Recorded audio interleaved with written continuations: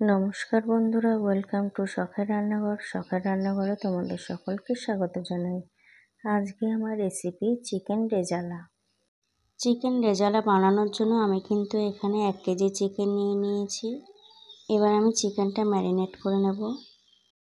ম্যারিনেশনের জন্য আমি দিয়ে দিয়েছি স্বাদ মতন নুন, আর দিয়ে দিয়েছি 2 চামচ গোলমরিচ গুঁড়ো, হাফ চামচ দিয়ে দিয়েছি কেশর।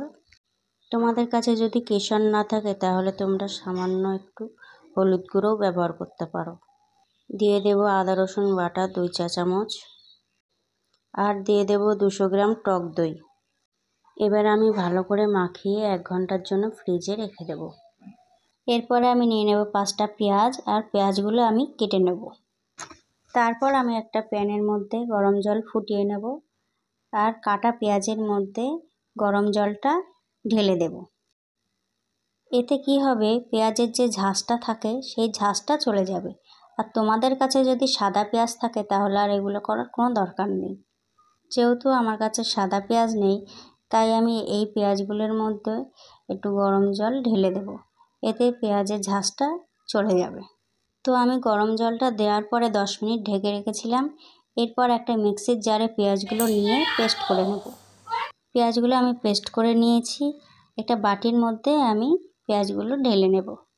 এরপর আমি একটা বাটির মধ্যে 20 গ্রাম কাজু বাদাম নিয়ে নেব, আর নিয়ে নেব 10 গ্রাম পোস্ত। তো এটাও আমি 10 মিনিট ভিজিয়ে রাখবো। তারপরে আমি কাজু বাদাম আর পোস্তটা পেস্ট করে রেখে দেব। এরপর আমি একটা রেজালা মশলা বানিয়ে নেব। তার জন্য আমি একটা গ্যাসের উপরে ফ্রাই প্যান নিয়ে নিয়েছি, আর তাতে দিয়ে দিয়েছি হাফ চা চামচ মৌরি, হাফ চা চামচ গোটা জিরে, 5টি এলাচ, আর দিয়ে দেব হাফ চা চামচ গোটা ধনে, দিয়ে দেব একটা জাবিত্রী, আর দিয়ে দেব 1 চা চামচ গোলমরিচ। এটা আমি ভালো করে ভেজে নিয়ে গুঁড়ো করে রেখে দেব। এরপর আমি ওভেনে একটা ফ্রাই প্যান নিয়ে নিয়েছি, আর তাতে দিয়ে দিয়েছি 3 চামচ সাদা তেল, আর দিয়ে দেব 2 চামচ ঘি। তারপর ঘি আর তেলটা যখন গরম হয়ে আসবে, তারপরে আমি দিয়ে দেব ফোড়ন।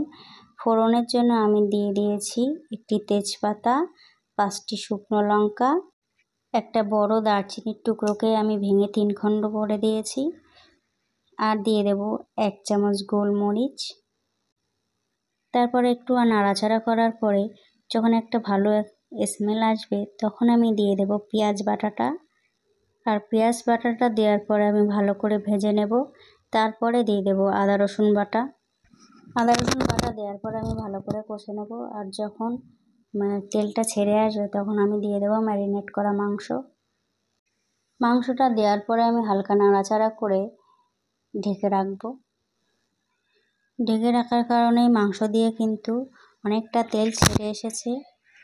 আমি আবারও 10 মিনিটের জন্য ঢেকে রেখে দেব। 10 মিনিট পরে ফিরে এলাম। গ্রেভিটা দেখতেই পাচ্ছ অনেকটাই পাতলা। এরপরে আমি দিয়ে দেব কাজু বাদাম আর পোস্ত বাটাটা। কাজু বাদাম আর পোস্তটা দেওয়ার পরে গ্রেভিটা আরেকটু ঘন করার জন্য আমি আবারও একটু নাড়াচাড়া করে ঢেকে রাখবো 5 মিনিট। 5 মিনিট পর আমি ফিরে এলাম। এরপরে আমি দিয়ে দেব 1 চা চামচ রেজালা মশলা, আর দিয়ে দেব 1 চা চামচ কেওড়া জল। এই কেওড়া জলটা দেওয়ার কারণে একদম রেস্টুরেন্টের মতন এই রেজালার গন্ধটা আসবে। তো আমার চিকেন রেজালা হয়ে গেছে। তোমরা কিন্তু এইভাবে একবার বাড়িতে ট্রাই করবে, আর ট্রাই করার পরে আমাকে কমেন্ট করে জানাবে। আর রেসিপিটা যদি ভালো লেগে থাকে তাহলে একটা লাইক করে দিও, আর তোমার প্রিয়জনকে শেয়ার করে দিও। আর তুমি যদি এখন আমার চ্যানেলটাকে সাবস্ক্রাইব না করে থাকো, তাহলে অবশ্যই চ্যানেলটাকে সাবস্ক্রাইব করে পাশে থাকা বেল আইকনটিতে ক্লিক করে রাখবে। এতে আমি যখনই ভিডিও ছাড়বো সবার আগে পৌঁছে যাবে তোমার কাছে। তাহলে আজকের মতন এই পর্যন্ত। দেখা হচ্ছে অন্য কোনো রেসিপি নিয়ে। সবাই ভালো থাকবে, সুস্থ থাকবে। নমস্কার।